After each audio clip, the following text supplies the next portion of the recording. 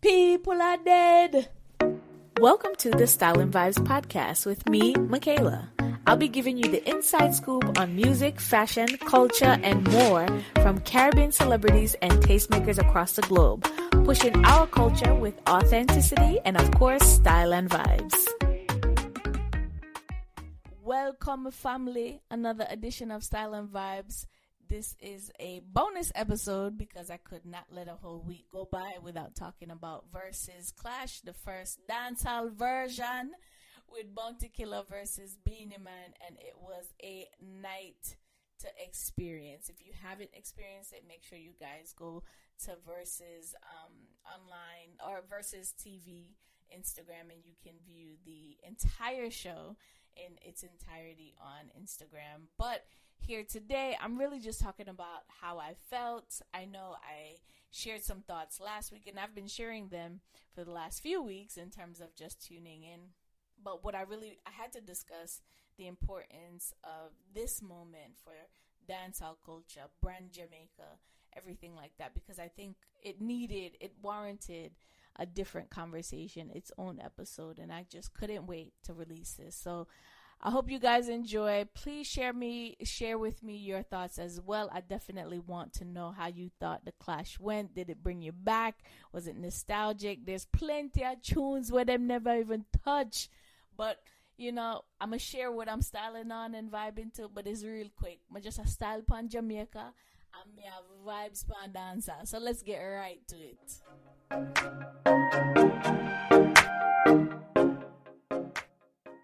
Beenie Man versus Bounty Killer. Official. And like I said, I couldn't wait for another week to pass before me talk the things them. Yes, it.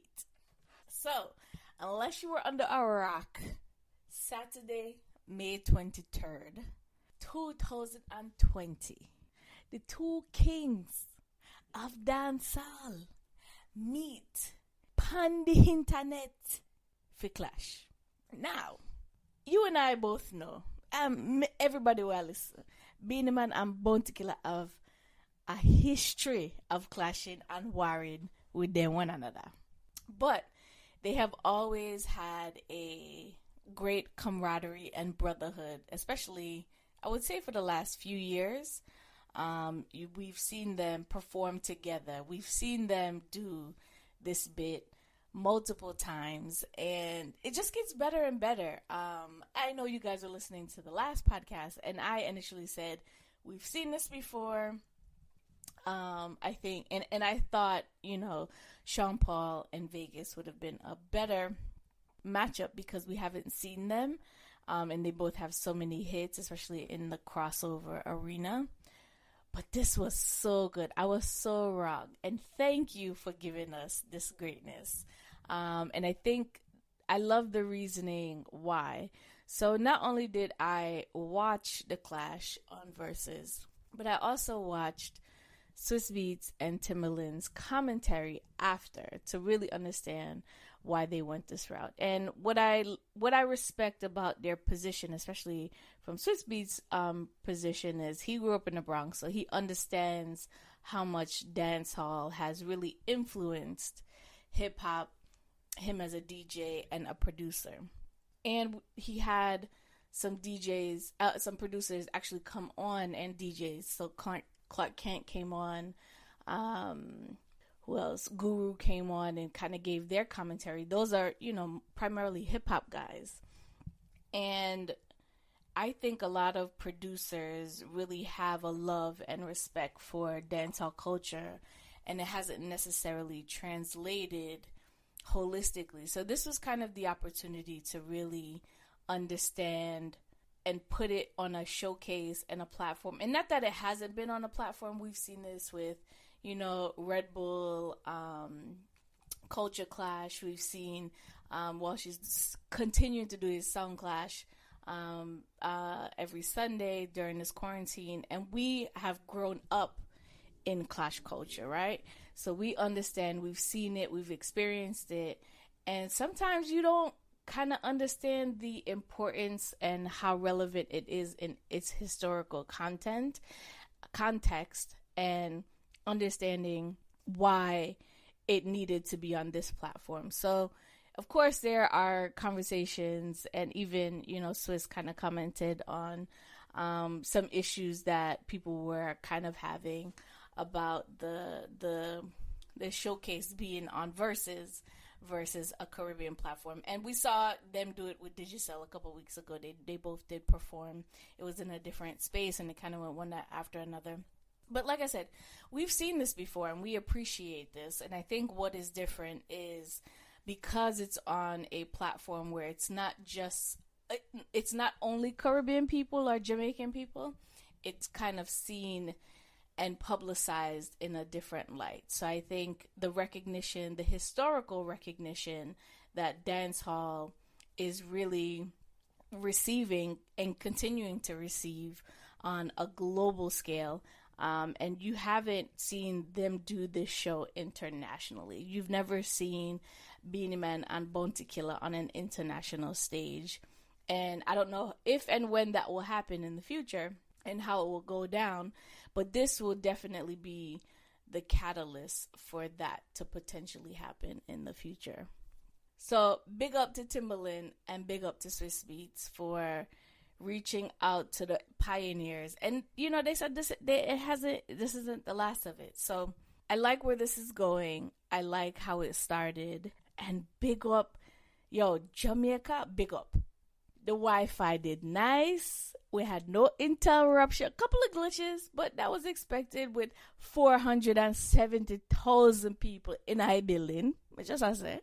So today it's been the highest viewed Verzuz out of the ones that they've done up until this point.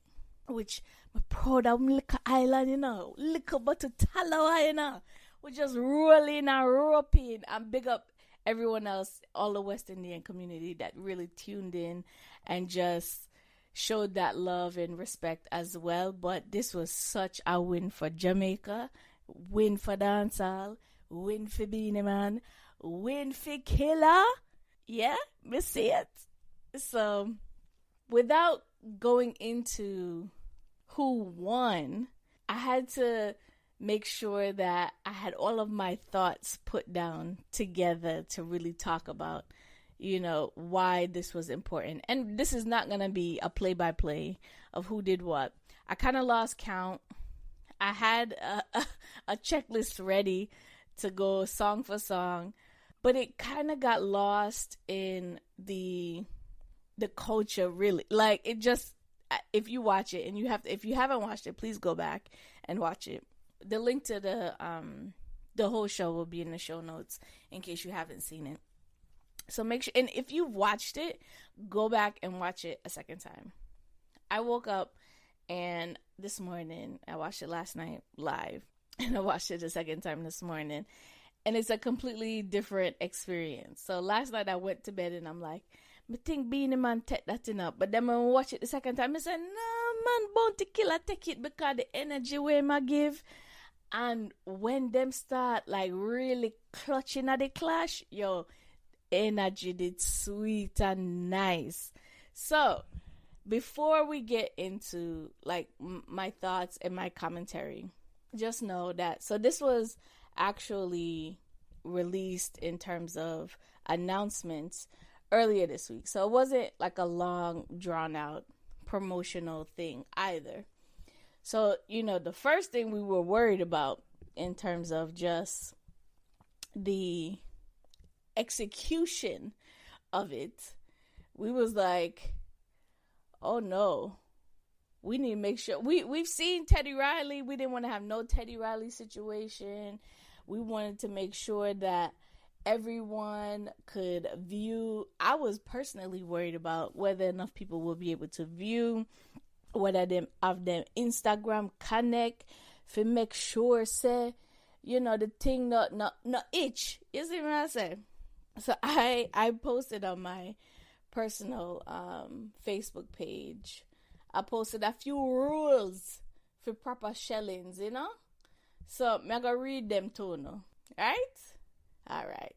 So the first one was, don't be Caribbean people late. And my African cousins, that means you too. Rule number 2, refer to rule number 1 because we know say we love to come a party late. Number 3. This is not the time for argue about chicken curry versus curry chicken. We can return to the food wars another time. It's back on today. So we're good. And it's curry chicken. There are a few people who will not understand our cultural nuances. Please don't go tell the people them for them one another. Alright. Mesh Marina, clocks, flags, and 2-finger gun salute are welcome. Number 6, I love all my DJs that have been helping us get through these times. God know, me love you know. But please don't go live at this time. Please and thanks. And number 7 was have fun. I think we pretty much did all of the above. So I want to give all of us a happy round of applause because we came out and we represent. And not only were we on time, but Beenie Man was on time. So Killer, it kind of looked like Killer did arrive late, but he was still on time. And none of these actually have started on time. So by meaning, like at the exact time, everybody kind of started to come in. And what I loved about it is they had the DJs there set up playing the early warm. So the setup was really nice. That was the first thing. So most of these battles have been each person remotely in their own studio or their home sharing their music tune for tune, essentially.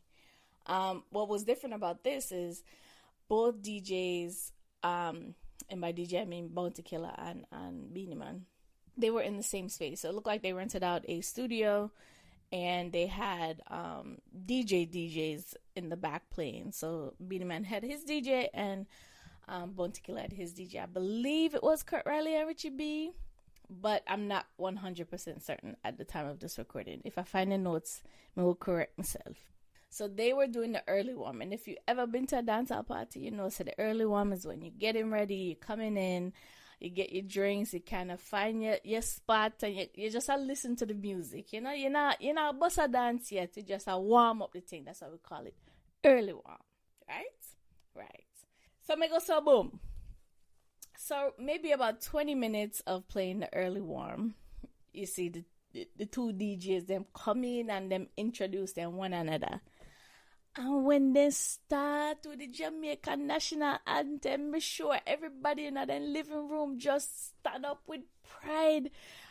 I sing the national anthem. I love that start because it really set the tone for the whole thing, you see it. So the early warm gone, the intro come in, and then them start. Them did kind of start a little bit slow. I was like, so to their defense, right? They played a few songs that were primarily like their hip hop and collaborations. And so collaborations are included in these types of clashes. But as a fan, I wanted them to just get right into it. I know they catalog. I knew they were gonna have some of that in there, but it was a little bit long, in my opinion.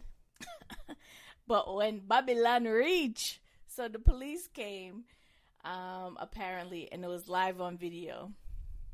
Babylon reach, me say the cross angry miserable one exit stage left.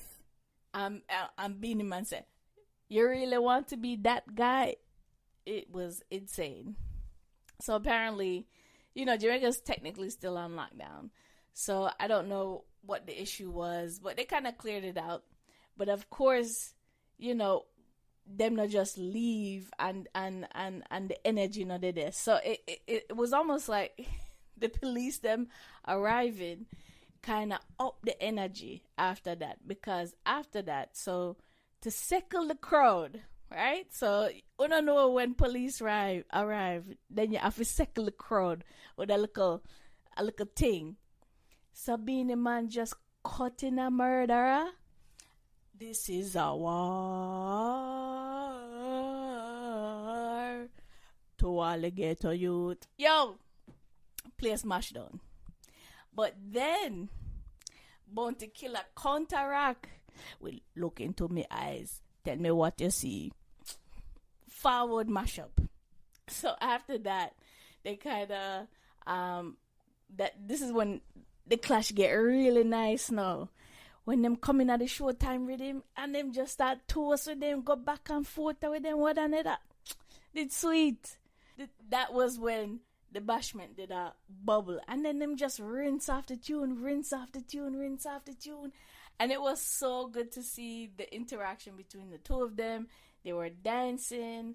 They were toasting off of each other, finishing each other's lyrics, singing each other's songs, sharing what they loved about each other's songs, and really going back. But Bounty's energy was just, he's the warlord. So his energy was just different. Beenie Man of the girls them lock. He's always had that unlock. And I think that's what we really saw. And that's what we really witnessed. So I think the actual songs kind of got lost in translation for trying to keep a list or a tally, because essentially they were riding a few rhythms. They kind of toasted to some EDM songs where rhythm where me never really care for, but because they were DJing over with their original songs and then literally going back and forth lyric for lyric. It was the true essence of what a clash, a versus, a collaborative effort of love kind of looks like. And that's what I think brought that home. But Bounty Killer's flawless ad-libs, they were so on point when he said them. So it's like, if you didn't catch it the first time, go back and watch it, and you catch them. You catch about 3 of them, in the entire thing. So I thought it was really, really cool. And then Beenie Man just has a knack for storytelling, and he was putting on a show.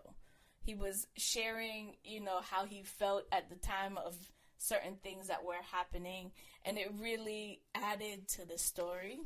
It added to the historical moment that they were both experiencing. So I was very happy for the culture, dancehall. Always I get a fight, but this was a definite display of unity. It was so good. All Andrew Onus joining for view the shellings. That's kind of like, President Obama tuning in to, something else. It was like when Michelle Obama tuned into D-Nice. It's, it's of that nature. And I think, Jamaica's really proud. Jamaicans across the globe are really proud. And the rest of the West Indies, them want more verses. So in the commentary that Swizz and Timbaland were having, they were like, it's just getting started with the Caribbean. So it's kind of alluding to, I feel like soca could be definitely next. So I think Machel, for sure. It could be Machel and Bungie or Machel and Kes. I don't know, but I love to see it. I'm sure they'll probably go the Latino music route as well. Would love to see what that looks like. And then, they're still going to do more for hip-hop and R&B. But I appreciate, everyone coming out and coming together and to really show a lot of love.